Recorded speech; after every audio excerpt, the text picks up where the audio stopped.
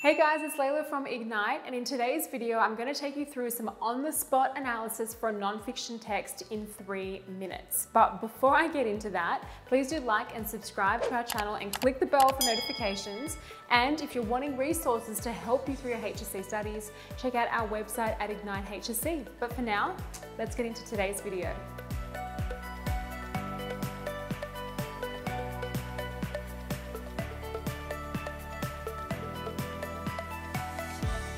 Alright, so what I'm hoping to do in today's vid is to read through the opening of a feature article and under time constraint do some on-the-spot analysis. Now I know that feature articles are one text type that students seem to struggle with the most when they're doing comprehension.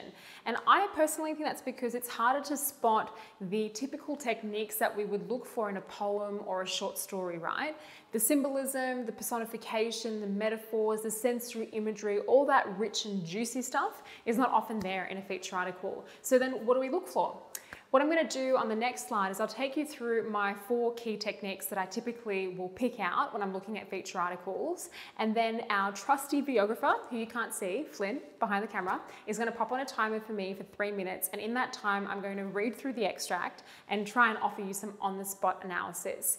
The text that has been selected for the vid is one I've been told that is useful for human experience past papers, or it may have been actually taken from one. So as I'm going through, I'll try and pick out for you guys some human experience links for seeing how you might be examined on a text like this, whilst also picking out the techniques. So wish me luck and we'll see how we go.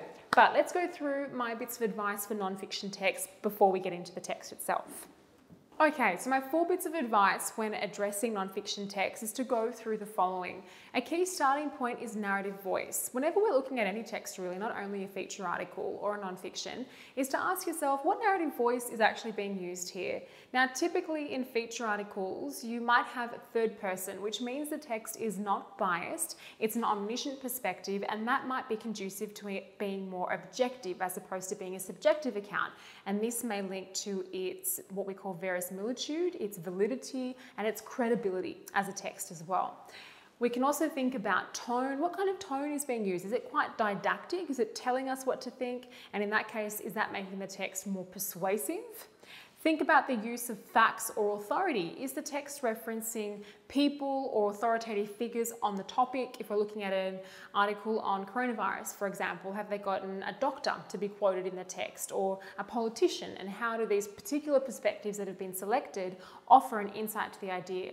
Is there a range of perspectives that are offered? Is the article offering both a for and against, in which case its objectivity might be enhanced as well as its impartiality? So these are all things that you want to keep into account. Who is speaking, how they're speaking to me, and where they're getting the information from. And lastly, modality. Modality is the expression of certainty or definitiveness in any statement that's being said.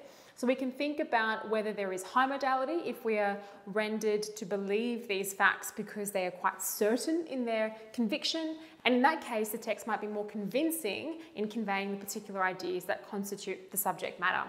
So narrative voice, tone, facts and authority, and modality. We'll keep all of these in mind as we look at the text.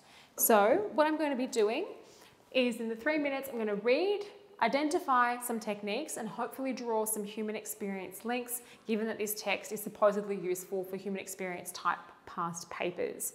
All right, Flynn, let me know when the timer's on. Okay, the timer starts now. All right, Australian bushfires, the story so far in each state. So clear title, we know the subject matter, Australian bushfires, and we can argue that the pause after Australian bushfires reinforces the subject matter. New South Wales, about 5 million hectares of Australia has burned and 9 people have died since September in an unprecedented start to the summer fire season. Use of facts, high modality, it's conveying the extent of the human experience of loss of life. That could be the link to the rubric in this particular opening. Guardian Australia spoke to fire authorities in every state about what they expect to happen next. Okay, so the use of authorities drawing from external information to add to the validity of the piece. The total area burned in New South Wales is 3.41 hectares according to Rural Fire Services. Okay, so again, the use of statistics adding to the credibility of the piece. The scale of the bushfires is unprecedented. The diction, whenever you want to comment on a particular word, unprecedented, reinforces the extent, the high modality of the nature of this bushfire spreading to the point. And then they're speaking to somebody else in the next line. To put it in perspective, in the past few years, we have had a total area burned for the whole season of about 280,000 hectares. Okay, so the use of more quotes, more authorities contributes to the impartiality, the balance of the piece in convincing us of the extent of the human experience, which is the loss of life. This year, we're at 3.41 million and we're only halfway through the season. And I think there, the tone of kind of despair are only halfway through the season reinforces the extent of loss. 6 people have died, more facts. The total number of houses destroyed is currently at 829, but damage assessments of areas affected by the catastrophic conditions on Saturday are still underway. Okay, so we're plowing through more facts. It's quite overwhelming for the reader. Also note the omniscient narrative perspective, reinforcing all of these facts. The largest fire, Gospers Mountain, has reached 488. Okay, so I'm running out of time, but I think so far my key points are third-person narration, which is omniscient and impartial. Use of authorities and using quotes from a range of sources adds to its credibility. The use of facts adds to the objectivity of the piece. And taking a step back, the tone is one of despair, and it's quite alarming in framing all of the issues that are taking place in the text. In terms of human experience links, we've got loss of life. We can talk about the personal issues associated with that. Connections to place are destroyed through the loss of land. And all of these are all linking to human emotions which may arise of sadness and loss, and the individual and shared human experiences, the fact that the state is collectively going through this particular disaster. Where are we at for time, Flynn? 20 seconds. All right, okay, so we've done quite well. So I think in terms of form, we noted the use of the narrative voice, the tone, the use of fact, authorities, all of those tying together, and we noted quite a few different human experiences to be conveyed. So you can see, guys, under time constraints in the exam, we're out of time. Yep, so that was the 3 minutes. If you're out of time in the exam, if you're coming across a question and you only have 3 minutes to read only parts of the text, actively look for the techniques. Keep a keen eye. Who is speaking to me? How are they speaking to me? Where are they getting their information from? And how is that impacting me as a reader in response to these particular ideas? Now, using that little exemplar there, guys, I hope you're inspired to be a little bit more active when you're reading text in the exam. Use questions to guide you. Pick out your techniques. Pick out the best quotes to link to whatever the question is asking of you. And I think that you'll do well. But I'm hoping you enjoyed the on-the-spot analysis. I was certainly put under a little bit of pressure with the timer in the background to mimic how you guys will be responding to questions in exams. But I hope you found it useful. If you have any questions, please do pop them below. If you're enjoying our content, please do like and subscribe to the channel and click the bell for notifications. And if you'd like resources to really help you navigate your way through the year ahead, we've got loads on our website. We've got notes on context, form, incredible close analysis, exemplar essays, and they've been curated by students who have gotten state ranks and incredible teachers across New South Wales. So check us out at Ignite HSC. But for now, guys, thanks again for watching, and I really hope to see you in the next video.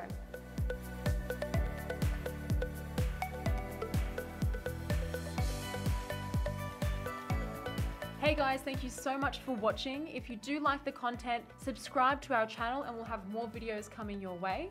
That's right, guys. Thanks for watching. And please make sure you check out our online resource database. We've had a team of state rank achievers and heads of English put these together for you, covering everything from essay structures and examples all the way through to craft of writing and comprehension skills. So check them out at ignitehse.com.au, and we look forward to seeing you in the next video.